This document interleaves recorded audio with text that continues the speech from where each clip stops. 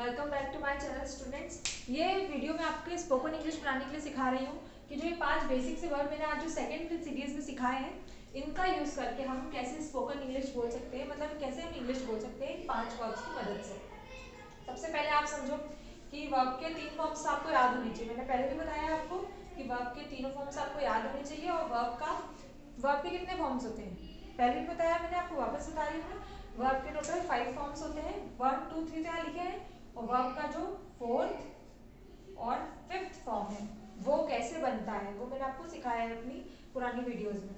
आपको वर्ब का ये वाला जो ये स्पेलिंग या वर्ब है, सारी वर्ब्स आपको पता होनी चाहिए, तभी तो आप बोल पाएंगे।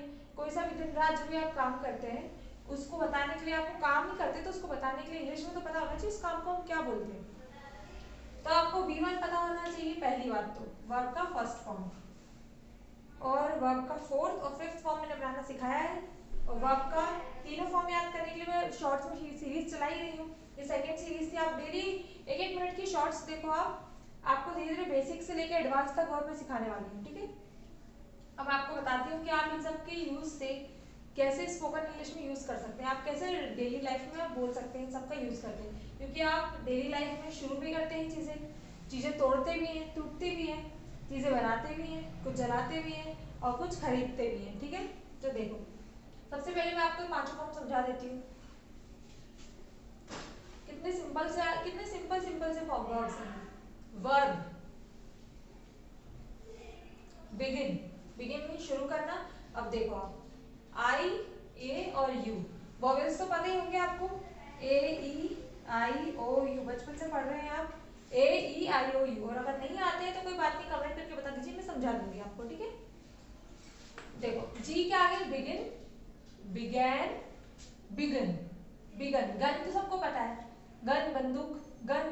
तो देखो कैसे बोलना है, बिगिन, गिनते भी तो है सब, प्रोनाउंसिएशन भी सिखा रही हूँ मैं आपको। Begin, began, begun, begun. 3 फॉर्म सीख गए आप।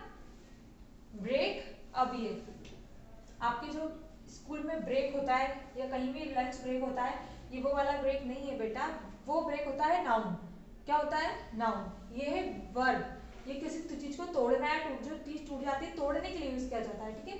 तो आप वाला वर्ब नहीं समझेंगे कि जो ब्रेक होता है वो ब्रेक, तोड़ने के लिए भी ये ब्रेक यूज होता है। स्पेलिंग दोनों की सेम होती है। देखो ब्रेक, ब्रोक। अब आप देखो इन दोनों का मिला के यहाँ पे ओ लगा दिया, ब्रेक, ब्रोक। अब इसमें ही एन लगा दो, थर्ड फॉर्म बन जाएगा।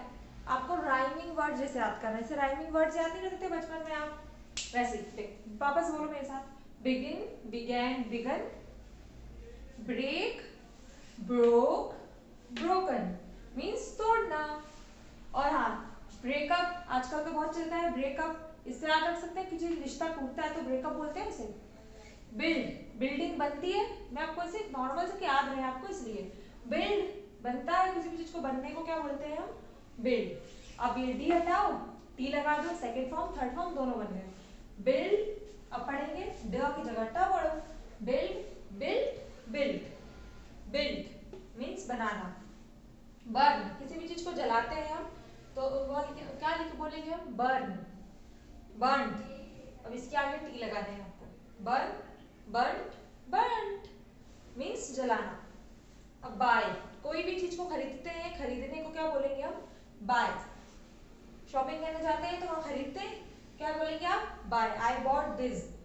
मैं आपको सेंटेंस बनाना बताऊंगी। और सेकंड और third form bought, bought. Spoken English का एक भी लेक्चर मैंने इसलिए नहीं डाला है क्योंकि आपको कुछ तो वर्ब्स पता होनी चाहिए, तभी तो आप सेंटेंस मेकिंग कर पाएंगे। अब पहले आप इसको देख लीजिए, बाय, बॉट, बॉट मीन्स खरीदना।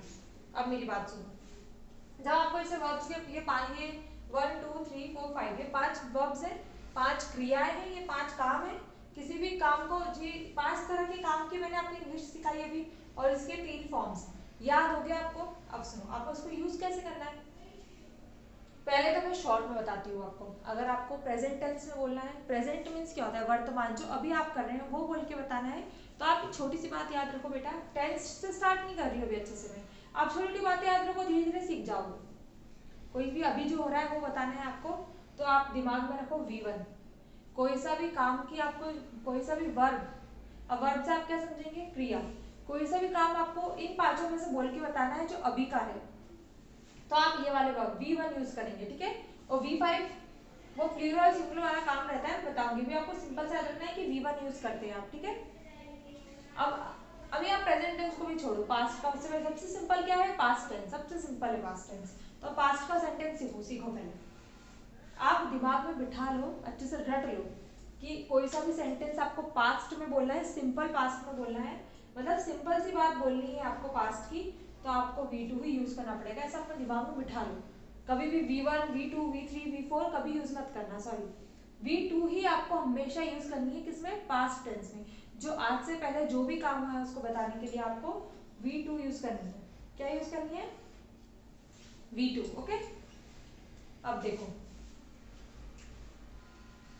आपको दिमाग में आपने रख लिया कि जो V2 है वो पास्ट की वर्ब है, किसकी वर्ब है, पास्ट की। तो आप बताओ, कोई आपसे कोई चीज पड़ी है, कोई आपसे पूछेगा कि ये किसने खरीदा, आप बोलो आई बॉट। क्या बोलोगे आप, I bought, I bought it. Simple सा बता रही हूँ, आपको सुनना है कि मैम क्या छोटी चीजें बता रही हैं, आपको मैं स्टार्टिंग से बता रही हूँ इसलिए।